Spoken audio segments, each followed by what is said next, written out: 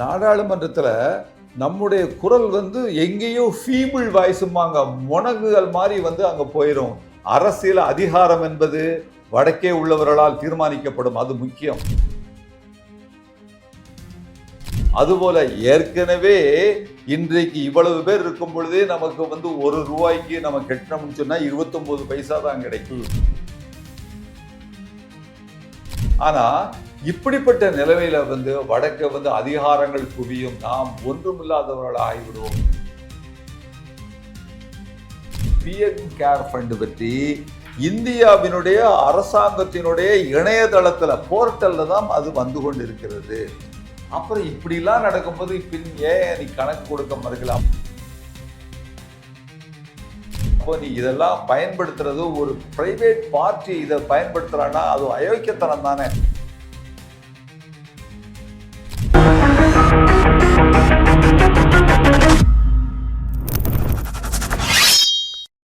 வணக்கம். நரேந்திர மோடி கடந்த 12 ஆண்டுகளில் 41 முறை தமிழகத்திற்கு வந்திருக்கிறார். ஒவ்வொரு முறையும் அவர் வரும்போது தமிழை பற்றி, தமிழுடைய வரலாற்றை பற்றி பெருமையாக பேசி வருவார். ஆனால் இதே மோடி அவர்கள் ஒடிசாக்கு செல்லும் போது தமிழர்கள் திருடர் என்று கூறி வருவார். நரேந்திர மோடி 2016ஆம் ஆண்டு, 2019ஆம் ஆண்டு, 21ஆம் ஆண்டு, 24ஆம் ஆண்டு, இப்போ 26ஆம் ஆண்டு, இந்த 10 ஆண்டுகளில் நரேந்திர மோடி அவர்கள் 41 முறை தமிழகத்திற்கு வந்திருக்கிறார். இப்போ சமீபமாக அவர் வெளிவிட்ட திட்டங்கள் என்ன? 4400 கோடி ரூபாய் மதுரை மற்றும் 5650 கோடி ரூபாய் திருச்சினாப்பள்ளி, இங்கே ஹைவேஸ்களை கட்டப் போகிறாராம், சிட்டி கேஸை கொண்டு வர போகிறாராம், ரூரல் ரோட்ஸ்களை கட்டப் போகிறாராம், புதிய ரயிலை கொண்டு வர போகிறாராம். அனைத்துமே மோடியின் திட்டங்கள். இரண்டாவதாக 4800 கோடி ரூபாய் தூத்துக்குடி, அங்கே வரக்கூடிய புதிய ஏர்போர்ட் டெர்மினல், போர்ட், ஹைவே மற்றும் ரயில்வேஸ். இதே போன்ற திட்டங்களை தான் நரேந்திர மோடி வட இந்தியாவிலும் திறந்து வைக்கிறார். ஆனால் இதற்கு பின்னாடி இருக்கக்கூடிய சதிகள் என்ன? இந்த மோக வார்த்தைகளை காட்டி நரேந்திர மோடி அவர்கள் எதை மறைக்க பார்க்கிறார்? நாளை அவர் வரும்போதும் இதே போன்ற திட்டங்களை அறிவிக்க போகிறார். ஆனால் இன்னைக்கு நாம் மிக முக்கியமாக பார்க்க வேண்டிய ஒரு சில விஷயங்கள் இருக்கு. டீலிமிட்டேஷன், தமிழர்களுக்கு சொந்தமான கோவில் நிலங்களை அரசு கையிலிருந்து எடுத்து அவர்களுக்கு கொடுத்து விட வேண்டும். இதை தாண்டி பெண் சுதந்திரமாக இருக்கட்டும், இளைஞர்களுக்கு கிடைக்கக்கூடிய வேலை வாய்ப்புகளாக இருக்கட்டும். அப்போ ஒவ்வொரு இடத்திலுமே நரேந்திர மோடி அண்ட் கவர்மெண்ட் எந்த அளவில் தமிழர்களை கொச்சைப்படுத்தி வந்திருக்கிறார்கள், எந்த அளவில் தமிழர்களுக்கு எதிராக செயல்பட்டு கொண்டிருக்கிறார்கள் என்கிற இந்த விஷயத்தை பற்றி இது 2வது வீடியோ. இதை மிகவும் நீங்கள் ஆழமாக பார்க்க வேண்டும். என்னுடைய சப்ஸ்கிரைப்களுக்கு ஒரு சிறிய கோரிக்கை, என்னுடைய சேனலை நீங்கள் பார்த்து வருகிறீர்கள், தொடர்ந்து பாலகிருஷ்ணன் ஐயா அவர்களையும் நீங்கள் பார்த்து வருகிறீர்கள். அவருக்கும் ஒரு சேனல் இருக்கிறது, டெமோக்ராட்டிக் தமிழன் என்கிற பெயரில். அதிலும் பல கருத்துக்களை அவர் பகிர்ந்து வருகிறார். இந்த சேனலில் இருக்கக்கூடிய நபர்கள் உங்களுக்கு கொஞ்சம் நேரம் இருந்தால் அந்த சேனலை போய் பார்த்து அதையும் நீங்கள் சப்ஸ்கிரைப் செய்தீர்கள்னா ஒரு ஊக்கமாக இருக்கும். இந்த பதிவில் உங்களை நான் கூட்டிச் செல்கிறேன். அதற்கு முன்பு நீங்கள் சப்ஸ்கிரைப் பண்ணியிருப்பீர்கள் நம்புகிறேன். இல்லைன்னா வீடியோவுக்கு அப்புறம் நீங்கள் போய் சப்ஸ்கிரைப் பண்ணலாம். ஐயா வணக்கம். வணக்கம். 41 முறை நரேந்திர மோடி அவர்களுடைய பயணம் கடந்த 10 ஆண்டுகளில். இதில் அவர் சாதித்தது என்ன? தமிழ்நாட்டிற்கு என்னெல்லாம் செய்தார்? அவர் தமிழ்நாட்டிற்கு என்னெல்லாம் செய்தார் என்று சொல்வதை விட எதெல்லாம் செய்யவில்லை அப்படிங்கிறத நம்ம பட்டியலிட்டு போட்டோம்னு சொன்னால் ஒரு மிக நீண்ட பட்டியலுக்கு நம்ம போயிடணும்னு வைங்களேன்.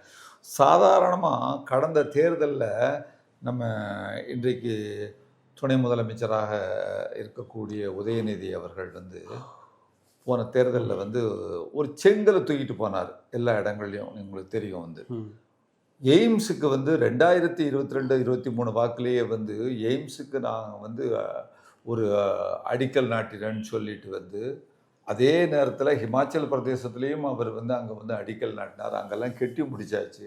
இன்றைய தேதி வரை எய்ம்ஸ் மதுரையில் உள்ளதை இன்றைக்கு கெட்டி முடிக்கலை. ஆனால் அந்த எய்ம்ஸ் இருக்குன்னு சொல்லிட்டு வந்து அங்கே காரைக்குடியில் உள்ள வேற ஒரு இன்ஜினியரிங் காலேஜில் எய்ம்ஸ் பேரில் அங்கே உள்ள மாணவர்களை சேர்த்துட்டு இருக்காங்கங்கிறது வந்து எவ்வளவு பெரிய ஏமாற்று வித்தை பாருங்கள்.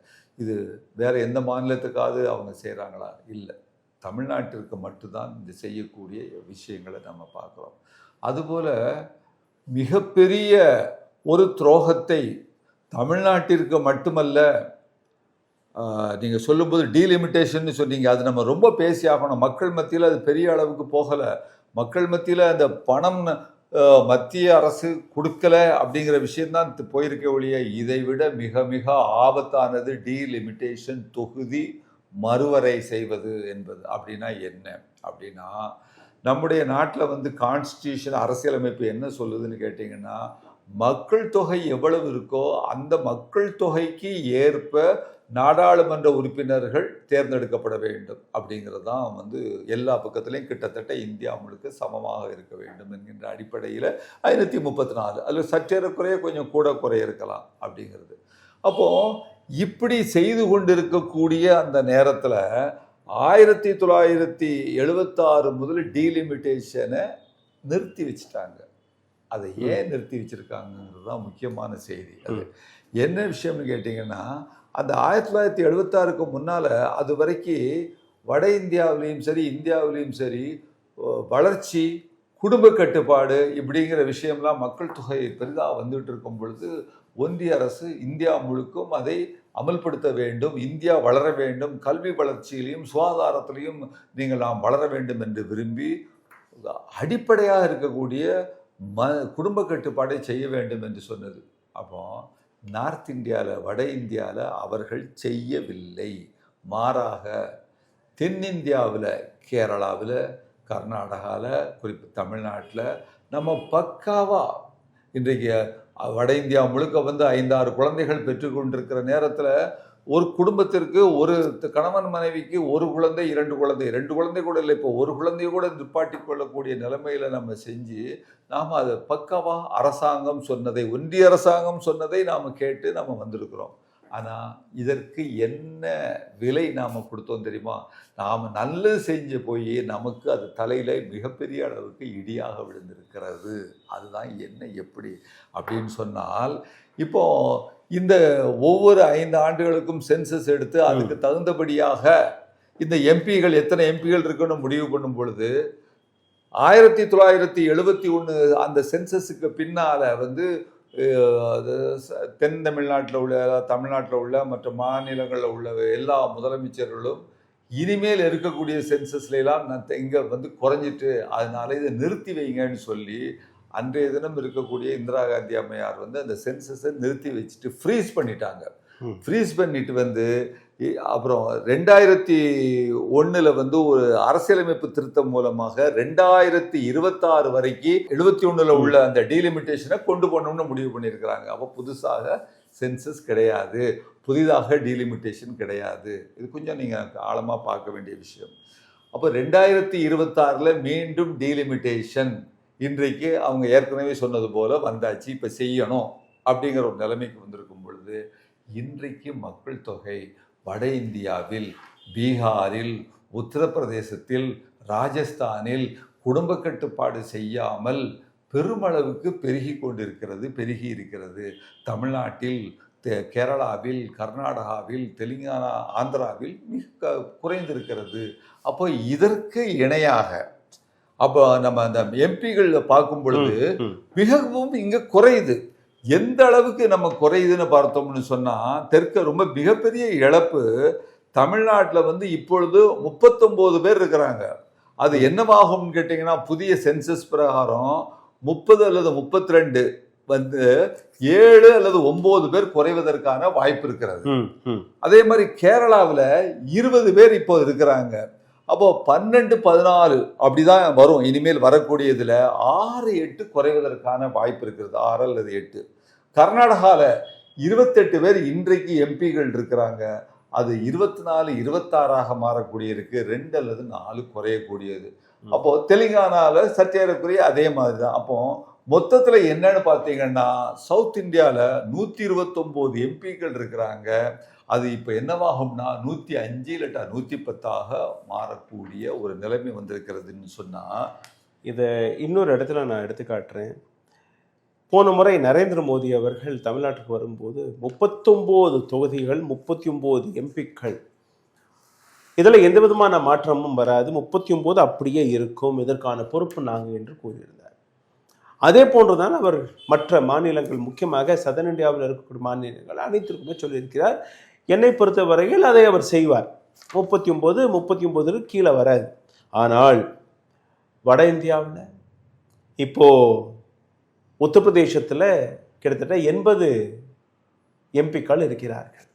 அதே போன்று நீங்கள் மத்திய பிரதேசத்திற்கு வாருங்கள், பீகாருக்கு வாருங்கள், ஒவ்வொரு இடத்திலிருந்தும், பிகாஸ் அங்கே பாப்புலேஷன் கூட இருக்கு, இங்கே குறைக்கலைன்னா கூட உத்தரப்பிரதேஷ், பீகார், மத்திய பிரதேஷ், உத்தராகண்ட் இது போன்ற மாநிலங்களில் குறைஞ்சபட்சம்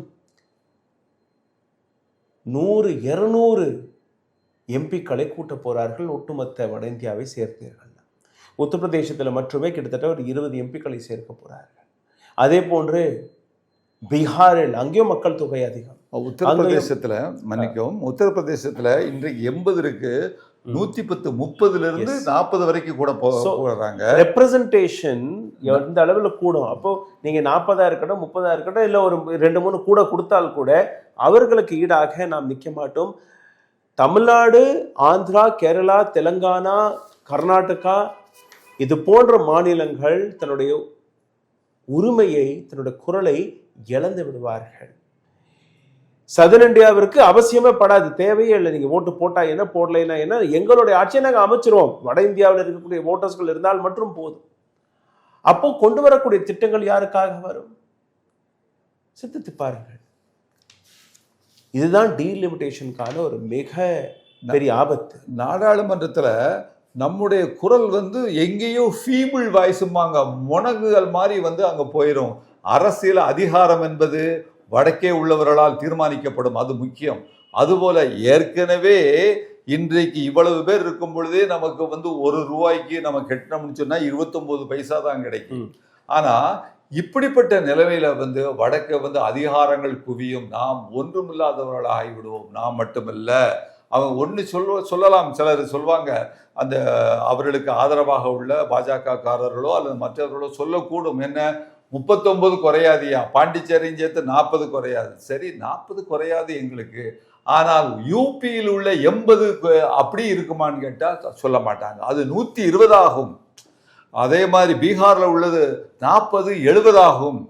அப்போ இந்த நிலைமை ராஜஸ்தானில் 25-35 ஆகும் பொழுது நாம் எங்கே போயிடுவோம்? தேர்ந்தெடுத்தாலும் தமிழ்நாட்டில் உள்ள, கேரளாவில் உள்ள, கர்நாடகாவில் உள்ள, ஆந்திரா, தெலுங்கானாவில் உள்ள 100க்கு 100 எம்பிகளை பாராளுமன்ற உறுப்பினர்களை நாம் தேர்ந்தெடுத்த பொழுதும் அங்கே நம்மால் எதுவும் பேச முடியாது. 800 பேரை கொண்டு வந்திருக்கிறாங்க. அதற்காகத்தான் இந்த நாடாளுமன்றத்தை, ஏற்கனவே நன்றாக இருந்து கொண்டிருந்த நாடாளுமன்றத்தை மிகப்பெரியதாக 800 பேர் அமரக்கூடியதாக முன்னேற்பாடுடன் அவர்கள் கட்டியிருக்கிறார்கள் என்பதையும் நாம் பார்க்க வேண்டும். இப்போ ஒவ்வொரு முறையும் ஜெய் ஸ்ரீராம், ராமர் கோவிலை கட்டுறோம், அதுக்கப்புறம் இந்த கோயில், ஸோ பிஜேபியோடைய அந்த ஒட்டுமொத்த அரசியல் நீங்கள் பார்த்தீர்கள்னா ஒரு கம்யூனல் ஆங்கிளில் வருது. ராமர் கோவில் அவர்களுடைய குறி கிடையாது. அதற்கு பின்னாடி இருக்கக்கூடிய பல்வேறு விஷயங்களையும் நீங்கள் பார்க்க வேண்டும். முக்கியமாக தமிழ்நாட்டை பொறுத்தவரையில் தமிழ்நாட்டில் ஏராளமான கோவில்கள் இருக்கிறது. பிஜேபி தொடர்ந்து, பிஜேபியை சுற்றி இருக்கக்கூடிய பல்வேறு அமைப்புகள் தமிழ்நாட்டில் இருக்கக்கூடிய கோவில்களை மட்டுமே எதற்காக குறிவைக்கிறார்கள்? காரணம், கோவில்களில் இருக்கக்கூடிய பல ஏக்கர் கணக்காக இருக்கக்கூடிய பல கோடி ரூபாய் மதிப்பிற்கான அந்த நிலங்கள், இந்த நிலங்கள் மட்டுமல்ல, கோவில்களை வைத்து தமிழ்நாட்டில் ஒரு மிகப்பெரிய விஷத்தை கலந்து, ஒரு மிகப்பெரிய எதிர்ப்பை கொண்டு வந்து தமிழ்நாட்டையும் வட இந்தியா போன்று மோதவிடலாம் என்கிற அந்த கணக்கை அவர்கள் போட்டிருக்கிறார்கள். ஆனால் தமிழ்நாடு படித்த மாநிலம், பெரியார் பிறந்த பூமி, பல்வேறு மிக பெரிய மகான்கள் வாழ்ந்த மண். அவர்கள் கொடுத்தது என்ன? தமிழர்களுக்கு கல்வி அறிவை கொடுத்தார்கள், சமத்துவத்தை கொடுத்தார்கள். தமிழ்நாட்டை பொறுத்தவரையில் இங்கே நாம் கேள்வி கேட்கிறோம், அதற்கான அடித்தளம் இன்னைக்கு நேற்று கிடையாது. எத்தனையோ ஆண்டுகளாக தமிழ்நாட்டில் இருக்கக்கூடிய மக்களுக்கு கல்வியை கொண்டு போய் சேர்த்த காரணமே இன்னைக்கு வட இந்தியர்களுக்கு புரியவில்லை. தமிழ்நாடு எப்படி இவ்வளோ வளர்ச்சி அடைந்தது என்கிற அந்த விஷயத்தை அவர்கள் புரிந்து கொள்ளாமல் அங்கிருந்து இன்னைக்கு வேலை தேடி இங்கே வருகிறார்கள். அங்கே இருக்கக்கூடிய மாநிலங்கள், அங்கே இருக்கக்கூடிய அரசியல்வாதிகள் டெவலப்மெண்ட் என்கிற பேரில் இப்போ நான் தொடக்கத்தில் கூறியபடி ரயிலை கொண்டு வர்றேன், கர்நாடகா, ஹைதராபாத் மற்றும் சென்னைக்கு இடையே புல்லட் ட்ரெயினை கொண்டு வரப்போகிறோம். இன்னும் 12 ஆண்டுகள் ஆகிவிட்டது. குஜராத் டு மும்பை போடப்பட்ட அந்த புல்லட் ட்ரெயின் எங்கே இருக்குன்றே யாருக்குமே தெரியவில்லை. அதற்காக நீங்கள் வாங்கின கடன் இன்னொரு 100-150 ஆண்டுகள் ஆனால் கூட ஜப்பான் நாட்டிற்கு நீங்கள் திருப்பி கொடுக்க முடியாது. ஆனால் அது ஒரு ஃபோட்டோவா. அதே போன்று பல்வேறு திட்டங்களை அவர்கள் கொண்டு வருகிறார்கள். ஆனால் இந்த திட்டங்களை தாண்டி ஒரு மாநிலத்துடைய கல்வியை முடக்கிவிட்டால் எப்படி நாம் வட இந்தியாவை முடக்கி வைத்திருக்கிறோமோ அதே போன்று இந்த மாநிலத்திற்கும் கல்வி போய் சேரக்கூடாது.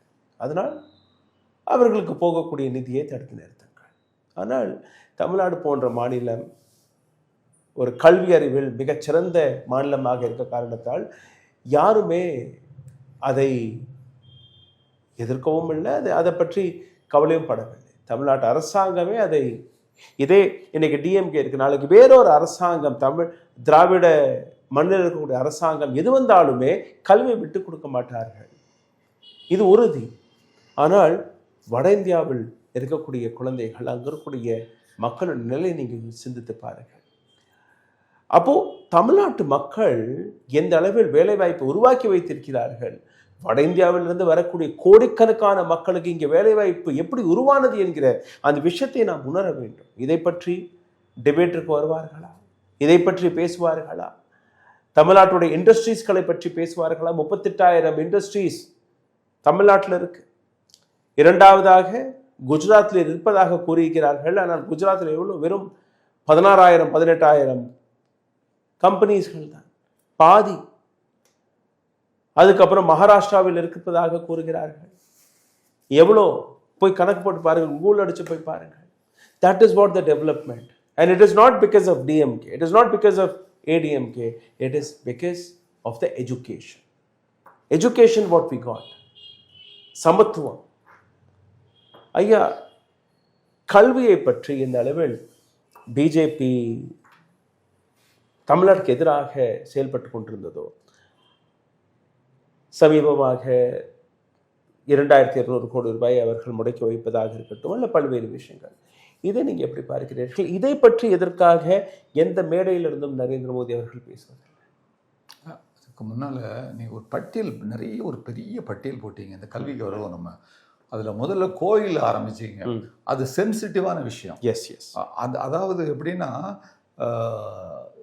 அரசாங்கம் கையில் அவங்க என்ன சொல்றாங்க, நாத்திக அரசாங்கம் கையில் இந்த கோவில் இருக்கு, உங்களுக்கு எதுக்கு அந்த கோவில்? அப்போ இது அங்கே கோவிலில் திருடர்கள் இந்த அரசாங்கம் மூலமாக திருடர்கள் கொள்ளையடிக்க விரும்புகிறார்கள், மக்கள் கையில் கொடுங்க, பக்தர்கள் கையில் கொடுங்க அப்படின்னு சொல்லிட்டு ஒரு பிரச்சாரத்தை அவர்கள் எடுக்கிறார்கள். இது ஒரு வலுவான சில விவரம் தெரியாதவர்கள் மத்தியில் இந்த பிரச்சாரம் எடுபடுகிறது. அப்போ நாம் இதில் சில விஷயங்களை தெளிவுபடுத்த வேண்டியிருக்கு. இது முக்கியமான செய்தி என்னன்னா, கோவில் இன்றைக்கு இந்தியா முழுக்கும் உள்ள கோவில்கள் என்பது ஒரு மாதிரியும், வட இந்தியாவில், தென்னிந்தியாவில் குறிப்பாக தமிழ்நாடு, ஆந்திர பிரதேஷ், தெலுங்கானா, கர்நாடகா இங்கே உள்ள கோவில்கள் வேறு மாதிரியாகவும் இருக்குது. எப்படி வேறு மாதிரியாக இருக்குது? அந்த ஆர்கிடெக்சர், கட்டடங்கள், அதை பற்றி நான் பேசவில்லை. அதாவது தமிழ்நாட்டிலும் சரி, கர்நாடகாவிலும் சரி, ஆந்திராவிலும் சரி, திருப்பதி கோயிலாக இருக்கட்டும், குறிப்பாக தமிழ்நாட்டில் ஒவ்வொரு கோவிலுக்கும் அந்த காலத்தில் ஆயிரக்கணக்கான ஏக்கர்கள், பல பல கிராமங்கள் சொந்தமாக இருக்கின்றன. இது இந்தியாவில் எங்குமே கிடையாது. அது இங்கே ஒரு தமிழ்நாட்டிற்கு ஒரு முக்கியமான விசேஷமான விஷயம். எப்படி இது நடந்தது அப்படின்னு கேட்டிங்கன்னா, 1000 ஆண்டுகளுக்கு முன்னால் இந்த மன்னர்கள் வாழ்ந்த காலத்திலேயே அவர்கள் வந்து கோவில்களுக்கு வந்து அந்த கிராமங்களை அந்த கோவில்களில் வந்து பூஜை செய்வதற்கு அந்த அங்கே உள்ள பார்ப்பனர்களுக்கு தானமாக எழுதி வைத்தார்கள். கோவில் நிலங்களை வந்து எழுதி வச்சாங்க.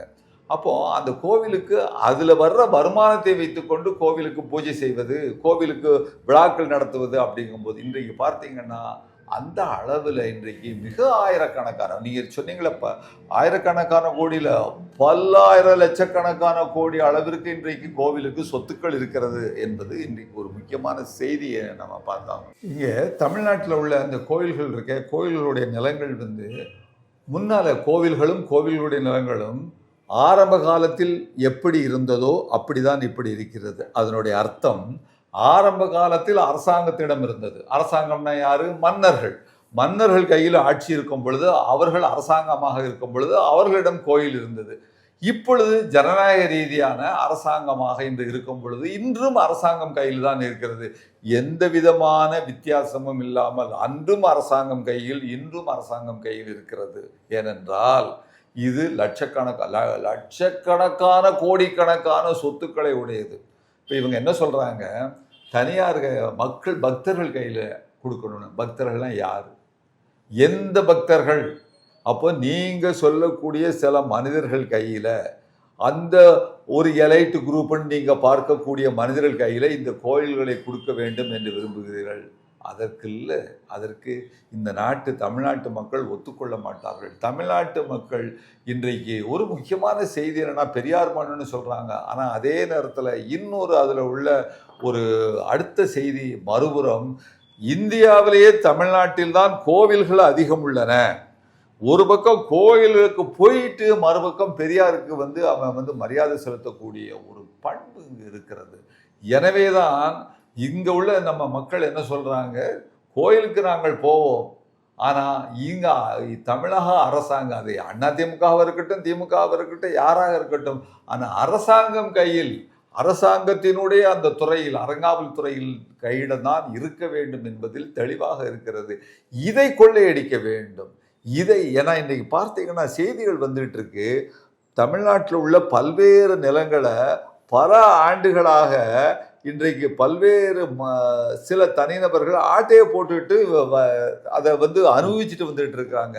அந்த செய்திகளெல்லாம் யாருன்னு பார்த்தீங்கன்னு சொன்னால் எல்லாமே கிட்டத்தட்ட அந்த ஒரு குறிப்பிட்ட அந்த இந்துத்துவ சக்திகளை சேர்ந்தவர்களாக இருக்கிறார்கள். ஏனென்றால் அவர்கள்தான் இந்த உணர்வை பயன்படுத்துவதற்கு தயாராக இருக்கிறார்கள். எனவே இதிலும் நாம் விழிப்போடு இருக்க வேண்டும். இதுலையும் வந்து இந்த மோடி இருக்காரு, அவரை பார்த்து நம்ம கேள்வி கேட்கணும், அந்த மக்களை பார்த்து கேள்வி கேட்கணும். எங்களுடைய அரசாங்கம் என்பது திமுக அரசாங்கம் அல்ல, எங்களுடைய தமிழ்நாட்டு அரசாங்கம் கையில் இந்த கோவில்களும் அதனுடைய நிலங்களும் இருக்கின்றன. அது இந்த தமிழ்நாட்டு மக்களுக்கு பாத்தியப்பட்டது. நீங்கள் சொல்லுகின்ற பக்தர்கள் அவர்களுக்கானது அல்ல என்பதை நாம் தெளிவாக சொல்ல வேண்டும். இதுல கூடுதலாக ஒரிசாவில் பார்த்தீங்கன்னா ஸ்ரீ ஜெகநாத் டெம்பிள், அது வந்து ஒரிசாவினுடைய அரசாங்கம் கையில் தான் இருக்கிறது. திருப்பதியில் உள்ள நம்முடைய அந்த திருப்பதி வெங்கடாச்சலபதி கோயில் வந்து, திருப்பதி தேவஸ்தானம் வந்து அந்த அரசாங்கம் கையில், ஆந்திர அரசாங்கம் கையில் தான் இருக்கிறது. அப்போ இப்படி பார்க்கும் பொழுது இங்கே மட்டும் நீ உனக்கு என்ன அந்த பிரச்சனை வருது அப்படின்னு சொன்னால், ஆட்சி எப்படியாவது தூண்டிவிட வேண்டும், மக்களை தூண்ட வேண்டும் என்று அந்த நோக்கத்தில் தான் நம்ம பார்க்குறோம். இன்னொரு முக்கியமான செய்தி நீங்கள் கடைசியில் கேட்கும்போது சொன்னீங்க, கல்வி அப்படின்னு சொல்லிட்டு வந்து, கல்வி என்பது 2 காரணத்துக்காக அவங்க எதுக்குறாங்கிறத நான் பார்க்குறேன். ஒரு காரணம் கோட்பாட்டு அடிப்படையில், தத்துவார்த்த ரீதியான அடிப்படையில் அவர்கள் எதுக்கிறார்கள். அது எப்படி அப்படின்னா, கல்வி என்பது மனுஸ்திரிய அடிப்படையில் எல்லா மனிதர்களுக்கும் கிடைக்கக்கூடாது, கல்வி சூத்திரர்களுக்கு கிடைக்கக்கூடாது. அப்படிங்கும் பொழுது இன்றைக்கு வெள்ளக்காரன் கொண்டு வந்ததிலிருந்து கல்வி எல்லாருக்குமான கல்வி என்பதுக்கு தமிழ்நாடு கொண்டு வந்து, அதுலேயும் நம்ம 100 வருஷங்களுக்கு முன்னால் இருந்து இதை நம்ம கொண்டு வந்திருக்கிறோம். இன்றைக்கு அருமையாக இன்றைக்கு எல்லா பிற்படுத்தப்பட்ட மக்கள், விளிம்பு நிலையில் உள்ள மக்கள் எல்லோரும் அந்த மாணவர்களெல்லாம் படிக்கக்கூடிய வகையில் இருக்கும் பொழுது, இது கோட்பாட்டு அளவில் எல்லோரும் படிப்பதை அவர்களுக்கு பிடிக்கவில்லை என்கின்றது ஒரு விஷயம். இது முக்கியம். 2வது, இந்த தமிழகம் இன்றைக்கு திராவிட மண்ணுன்னு சொல்றாங்க. இன்றைக்கு திமுக ஆட்சியில் இருக்கு, அண்ணா திமுக இருக்கு, அண்ணா திமுக போய்கிட்டு இருக்கு. அப்ப இப்படி இருக்கும் பொழுது இங்கிருந்து படித்தவர்கள் எல்லோரும் உலகம் முழுவதும் சென்று ஆட்சி செய்கிறார்கள். உலகம் முழுவதும் இன்றைக்கு மைக்ரோசாஃப்ட்டுக்கு போனால் அவங்க தான் இருக்கிறாங்க. இன்றைக்கு பல்வேறு விதமான உலகத்தில் பல தளங்களில் இவங்க தான் இருக்கும் பொழுது, அப்போ இவர்களுக்கு எங்கேருந்து வந்தாங்கன்னா தனியார் பள்ளியிலிருந்து வரல. தனியார் பள்ளி கொஞ்ச காலமாக தான் வந்தது. அதற்கு முன்னால் இவர்கள் எல்லோரும் அரசு பள்ளியில் தான் இருந்தார்கள். அப்போ இந்த அரசு பள்ளியிலே இந்த படிப்பை படித்துதான் இந்த மக்கள் இந்த எல்லோரும் இன்றைக்கு வந்திருக்கிறார்கள் என்று சொல்லும் பொழுது, நீ புதிய கல்விக் கொள்கை என்ற பெயரில் நீ அந்த கல்விக் கொள்கையை ஏற்றுக்கொள்ள முடியாது என்று தமிழ்நாடு சொல்லும் பொழுது, நீ தமிழ்நாட்டிற்கு கொடுக்கக்கூடிய சர்வ சிக்ஷா அபியான்னு சொல்றாங்க இல்லையா, அதை ஏற்றுக்கொள்ளவில்லை என்று சொன்னால் பணம் கொடுக்க முடியாதுங்கிறாங்க. ஆனால் தமிழக அரசு நீ பணம் கொடுக்காவிட்டாலும் பரவாயில்லை, கோட்பாட்டு அடிப்படையில் அதை நாங்கள் ஏற்றுக்கொள்ள முடியாது, அதாவது குலக்கல்வியை ஏற்றுக்கொள்ள முடியாது. அவன் என்ன சொல்றான் பார்த்தீங்கன்னு சொன்னா, நீங்க ஒரு பொற்கொல்லர் பையன் அல்லது ஒரு செருப்பு தைக்கிறவருடைய பையன் இருக்கான்னு சொன்னா, அவங்களுக்கு போய் நீங்க பேங்க்ல நீங்க கேட்டீங்கன்னா 1 லட்சம் ரூபாயோ அது எவ்வளவோ கடன் கொடுக்கறதுக்கு தயாரா இருக்காங்க பொழுது, அந்த பையன் 10ஆம் படிச்ச பையன் இப்படி 1 லட்சம் ரூபா கொடுத்துனா ஒரு செருப்பு கடை வச்சுட்டு போனா, அவன் கல்வி டாக்டர் ஆகிறதுக்கு முயற்சி பண்ணுவானா, என்ஜினியர் ஆகிறதுக்கு முயற்சி பண்ணுவானா, செருப்பு கடை வைக்கிறதுக்கு முயற்சி பண்ணுவானா? அப்ப இந்த ஆப்ஷனை, அதாவது ஒரு செருப்பு கடை வைப்பதற்கான ஒரு கார்பெண்டர் அந்த தொழிலை, ஒரு டூல்ஸ் வாங்குவதற்கான அந்த தொழிலுக்கான பணத்தை கொடுக்கிறது என்ற நிலை வரும் பொழுது அவர்கள் படிப்பில் இருந்து இன்றைக்கு விடுபடுவார்கள். அதுக்கு நாம் தயாராக இல்லை. எனவேதான் புதிய கொள்கையை குலக்கல்வி அடிப்படையில் நாம் எதுக்குறோம். வேலையில்லா திண்டாட்டத்தில் கிராஜுவேட்ஸ் எல்லாம் நீங்க கேட்டாங்க, எங்களுக்கு வேலை இல்லைன்னு சொல்லிட்டு. தமிழ்நாட்டில் இந்தியாவில் பார்த்தீங்கன்னா பெர்சன்டேஜ் 15.6% இன்றைக்கு வேலையில்லா திண்டாட்டம் இருக்கு. கிராஜுவேட்ஸ் மத்தியில இது அதிகமா இருக்கு. மோடி என்ன சொன்னாரு? பக்கோடா விற்பதற்கு நீங்கள் செல்ல வேண்டும், தயாராக இருங்கள்னாரு. ஐயா, நீ அவர்களுடைய பிள்ளைகளை பக்கோடா விற்க அனுப்ப சொல்ல வேண்டியதானே? அல்லது உங்களுடைய மந்திரிகளுடைய பிள்ளைகள்லாம், எல்லா மந்திரிகளையும், அமைச்சர்கள், யூனியன் மினிஸ்டர்ஸ் அவ்வளவு பேரையும் நீங்க எடுத்து பார்த்தீங்கன்னா எல்லாரும் வெளிநாட்டில் கிறிஸ்தவ பள்ளிகளில் படித்தவர்களாகத்தான் இருக்கிறார்கள். ஆனால் எங்கள் பிள்ளைகள் அல்லது இந்தியாவில் உள்ள எல்லா மக்களுடைய பிள்ளைகளும் பக்கோடா விற்க போகணுமா? இதுதான் அவர்களுடைய இந்த கல்விக் கொள்கையில் அவர் வைக்கக்கூடிய விஷயம். வேலையில்லா திண்டாட்டம் பற்றியும் அவர்களுடைய பார்வை என்பதையும் நாம் பார்க்குறோம். அப்புறம் இன்னொரு முக்கியமான விஷயத்தையே நம்ம பார்க்க வேண்டியிருக்கு. நீங்கள் அது சம்பந்தமாகவும் நீங்கள் ஆரம்பிங்க, பேசலாம். அந்த என்ன சொல்றது, PM care fund, very very important. அதை பற்றியும் நீங்கள், பிஎம் கேர்ஸை பற்றி சமீப காலமாக பல்வேறு செய்திகள் வெளிவந்து கொண்டிருக்கிறது. இதுக்கு முன்னாடி நீங்கள் பார்த்தீர்கள்னா எலக்ட்ரோரல் பாண்ட், அதை வைத்து பல ஆயிரம் கோடி ரூபாய் பிஜேபியின் கட்சி நிதியாக வந்தது. ஏதோ சுப்ரீம் கோர்ட் தலையிட்டு அதற்கான தகவல்கள் வெளிவந்தது. அதில் பல மாநில கட்சிகளுக்கும் பணம் வந்ததினால் அவர்கள் வாய் அடைத்து போய் இருந்தார்கள். அதில் டிஎம்கே, டிஎம்சி, காங்கிரஸ் எல்லாருமே, ஏன்னா கொஞ்சம் கொஞ்சமாக வருது இல்லையா அவர்களுக்கும். ஆனால் சின்ன சின்ன கட்சிகள், ஏதோ கொஞ்சம் கொஞ்சமாக நிதி கிடைத்து கொண்டிருந்த கட்சிகள் எதுவுமே, எந்த கட்சிக்குமே எந்த விதமான நிதியும் போகவில்லை. எல்லாமே ஷிஃப்ட் ஆயிருச்சு. அப்படியே ஒயிட்டா ஒரு பக்கம் பிஜேபிக்கு, இன்னொரு பக்கம் பெரிய பெரிய மற்ற கட்சிகளுக்கு போக ஆரம்பிச்சு. இது ஒரு பக்கம். அதை தடை போட்டதுக்கு பின்பு பிஎம் கேர்ஸை பற்றி அலசி ஆராயும் போது, பிஎம் கேர்ஸில் வந்த பணம் எங்க போனது, யாருக்கு கொடுத்தார்கள், எங்க அது செலவானது, இது போன்ற கேள்விகளை கேட்டால் இல்லை இல்லை அதை பற்றி நீங்க பேசக்கூடாது, கேட்கக்கூடாது, இது எங்களுடைய தனிப்பட்ட நிதி. யார் தனிப்பட்ட நிதி? இது பிரைம் மினிஸ்டர் மோடியுடைய தனிப்பட்ட நிதி. இதை பற்றி யாருமே ஆட்டையை போட்டு கூட கேட்கக்கூடாது. It's a private fund. ஒரு பிரைம் மினிஸ்டருடைய பெயரை பயன்படுத்துகிறீர்கள். பிரைம் மினிஸ்டருடைய பெயர் மட்டுமல்ல, இந்தியாவுடைய பெயரை பயன்படுத்துகிறீர்கள். இந்தியாவுடைய எம்பலத்தை நீங்க பயன்படுத்துகிறீர்கள். இந்தியாவுடைய அடையாளத்தை பயன்படுத்துகிறீர்கள். முக்கியமாக இந்தியாவில் இருக்கக்கூடிய அரசு அதிகாரிகள், அரசு ஊழியர்களுடைய பணத்தை நீங்க வாங்கியிருக்கிறீர்கள். ஒரு நாள் சம்பளம் என்கிற பேர்ல, 2 நாள் சம்பளம் என்கிற பேர்ல. இந்த பிஎம் கேர்ஸ் என்கிற ஃபண்டில் பணம் போட்ட நபர்கள் யார்? எல்லாருமே மக்கள். இதை தாண்டி பிஎம் கேர்ஸ்ல நிதி போட்ட பெரும் முதலாளிகளுக்கு பெரிய பெரிய கான்ட்ராக்ட்களையும் நரேந்திர மோடியின் அரசாங்கம் கொடுத்திருக்கிறது. எப்படி எலக்ட்ரோரல் பாண்ட் வழியாக ஒரு டீலிங் நடந்ததோ அதே போன்று பிஎம் கேர்ஸை வைத்தும் கான்ட்ராக்ட்கள் கொடுக்கக்கூடிய வேலையை பிஜேபி பார்த்து வருகிறது.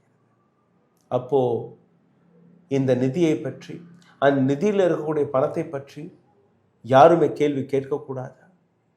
அந்த பணத்தை நீங்க என்ன செய்தீர்கள் என்று நீங்க கேட்கக்கூடாது. அந்த பணத்தை வைத்து எத்தனை மருத்துவ கல்லூரிகளை கட்டினீர்கள், எத்தனை மருத்துவமனைகளை நீங்க கட்டினீர்கள். 2019ஆம் ஆண்டிலிருந்து 2026ஆம் ஆண்டு வந்து விட்டது. இன்னும் மதுரையில் இருக்கக்கூடிய எய்ம்ஸிற்கு பணம் கிடைக்கவில்லையா? அறகுறையாக இருக்கிறது. 40% மட்டும்தான் கட்டியிருக்கிறார்கள். ஆனால் நரேந்திர மோடி வேணா நீங்க நாளைக்கு பாருங்க, அக்டோபர் மாதத்தில் உங்களுடைய மாநிலத்திற்கு நாங்க எய்ம்ஸை கொண்டு வந்து விடுவோம். பணி அப்படியே தீவிரமாக நடந்து கொண்டிருக்கிறது. இதெல்லாம் பேசுவார். You have funds already.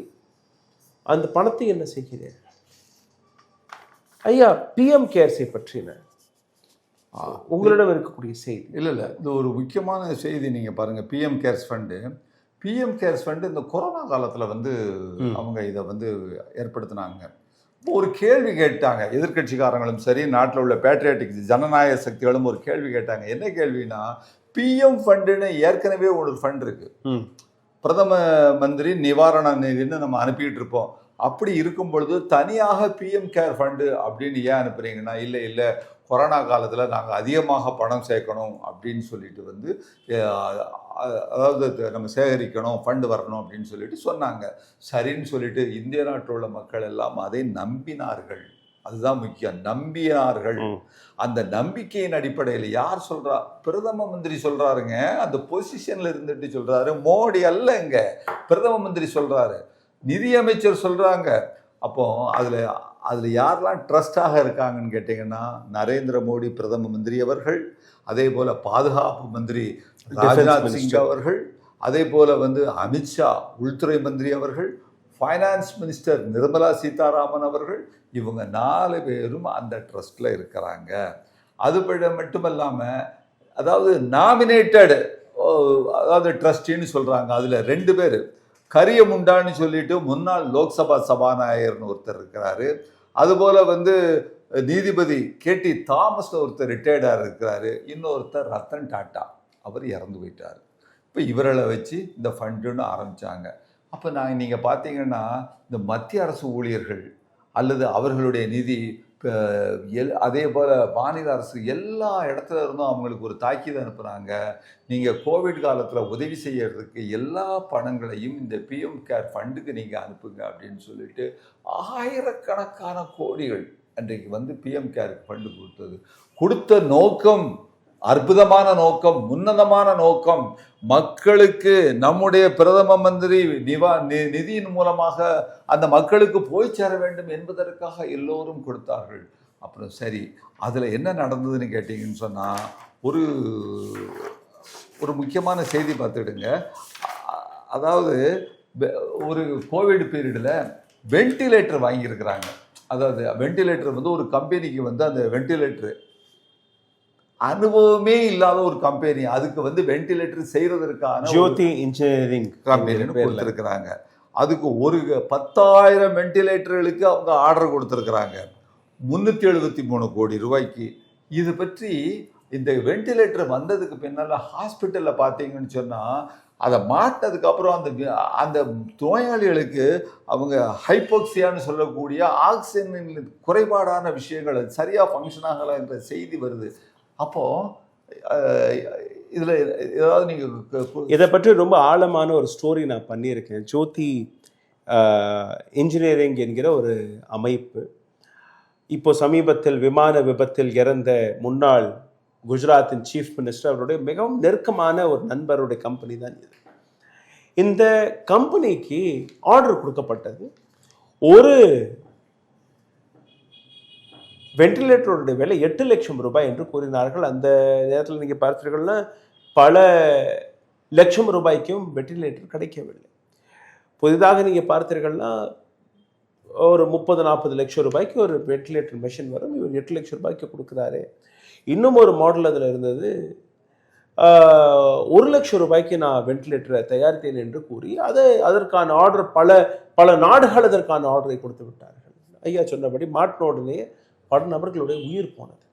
அப்போது அந்த வென்டிலேட்டர் மிஷினை பிரித்து பார்க்கும்போது மெடிக்கல் ஸ்டூடெண்ட்ஸ்களாக இருக்கக்கூடிய நபர்கள் அல்ல அந்த மெடிக்கல் ஃபீல்டில் இருக்கக்கூடிய நபர்கள் ஆம்பியூ பம்பை நீங்கள் நிச்சயமாக கேள்விப்பட்டிருப்பீர்கள். இல்லைன்னா கீழே அந்த ஆம்பியூ பம்ப் எனக்கு அந்த வார்த்தை எழுதிடுறேன், போய் கூகுளில் சர்ச் பண்ணி பாருங்கள். ஆம்பியூ பம்ப் எப்படி இருக்கும்னா, ஒரு பலூன் எப்படி நம்மளுடைய லங்ஸ் இருக்கும் அதே மாதிரி ஒரு ஆர்டிஃபிஷியல் டெம்பரரி பலூன் என்று நீங்கள் பார்க்கலாம்.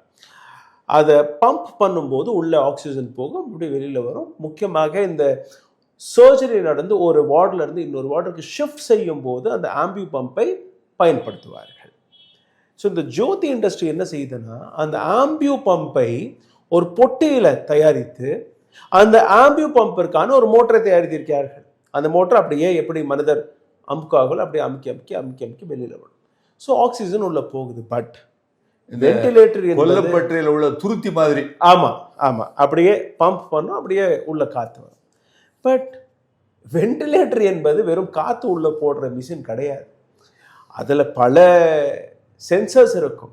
உங்களுடைய பல்ஸ், நாடி, உங்களுடைய இதய துடிப்பு, உங்களுடைய உடலில் எவ்வளோ ஆக்சிஜன் இருக்கிறது, O2 லெவல் என்ன, இது எல்லாத்தையுமே கண்காணித்து மேலே நீங்கள் பார்த்தீர்களோ மீட் ஓடிட்டே இருக்கும்.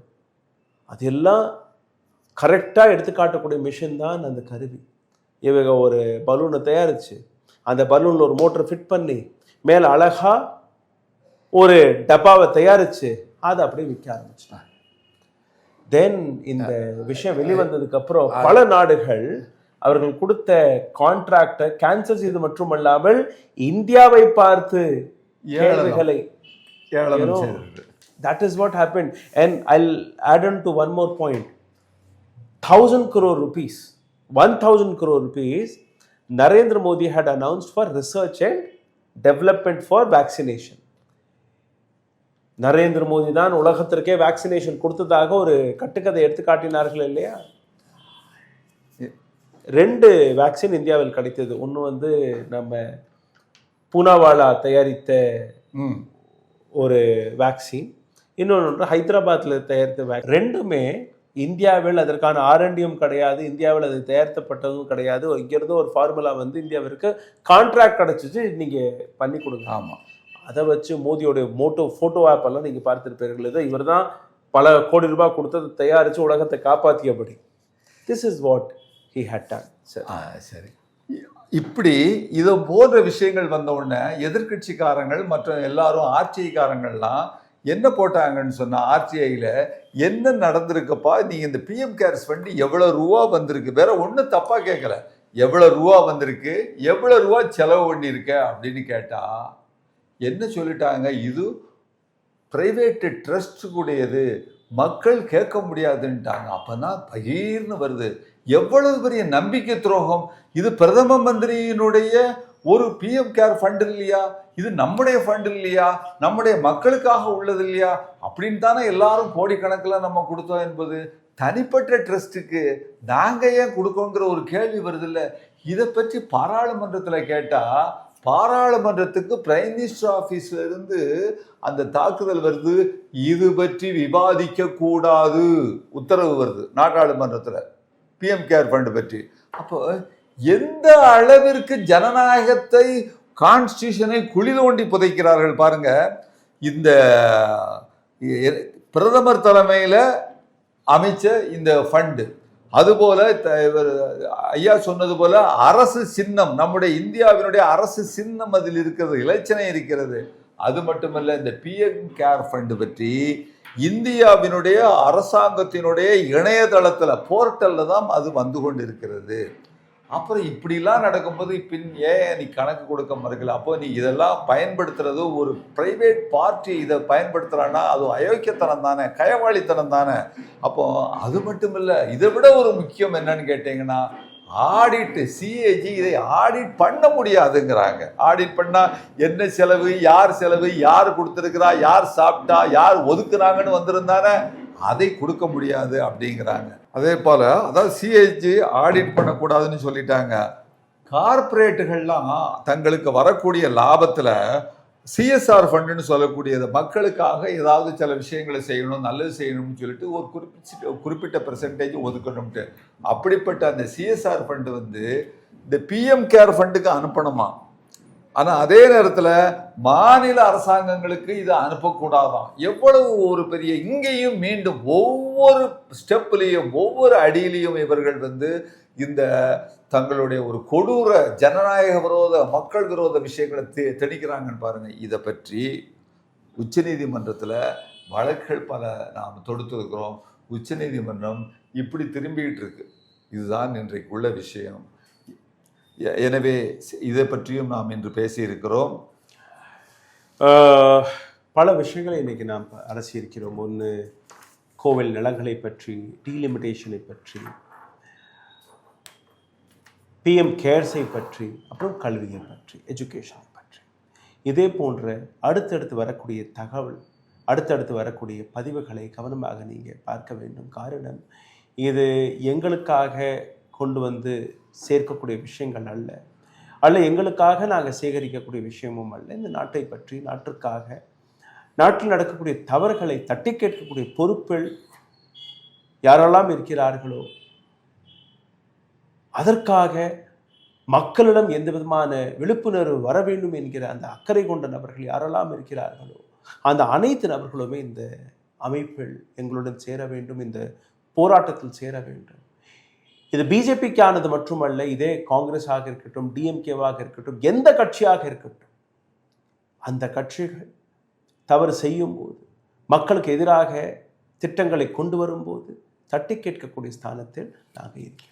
இதை தொடர்ந்து செய்து கொண்டிருப்போம். ஆனால் இப்போ கடந்த 12 ஆண்டுகளாக ஒரு ஆட்சி இருக்கிறது, ஒரு பிரதம மந்திரி இருக்கிறார்.